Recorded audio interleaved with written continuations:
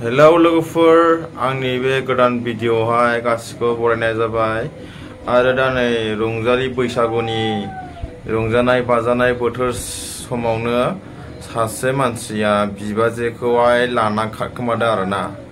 नैबे फट'खौ नायना ला लोगोफोर, मानो रंजानाय बाजानाय सिजोनाव खालि लाना खारनायनो मानायनो सोरजोंबा दोनखारनाय बिदिबा खोनासै जोंनि बर'फोरखौ मा होनबावगोनलै। बेफोरबायदि मानसिफ्रा खर' दंना गैयाब्रा, बिबाजैखौ लाना खारनाय, सोरखौबा सोरनिबा हिन्जावखौ लाना खारनाय, खालि दोनखारलांनाय बिदिबा खोनायो जोंनि बर'फोरखौ। नोंसोरो खर' दंना, बे खर'आव मा दंना नोंसोरनालाय? नोंसिनि बेबायदि लाना खारनाय मानायफोरखौ जों खोनासंबाय थानांगौ नामा, नुबाय थानांगौ नामा?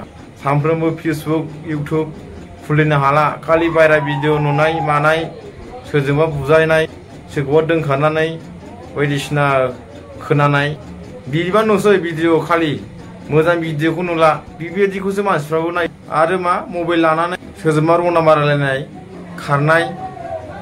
माथो होनबावनो दानि हाबा जाखानाय हिनजावफोरखौलाय बुंनोनो हाला, बुंबा माबा उल्था नांलायफिनोसो। बेफोरबादि लाना खारबाय थानायफोरखौहाय नोंसोरो मा खालामो सानोब्रा? आंथ' देग्लिनोसो गोसो जायो बेबायदि मानसिफोरखौ। बुंनो थाङोब्लालाय बेबायदि खारनाय दोनखारनायफोरखौहाय माबा मोनसे एक्सन लायोबा आंनिबाथ' मोजां जायो। बेबायदि सानफ्रोमबो लाना खारनायनो माबा बे जाहैबाय थानाय, सोरजों बुथारजानाय बेबायदिफोरखौहाय बेसे बुंबावनो।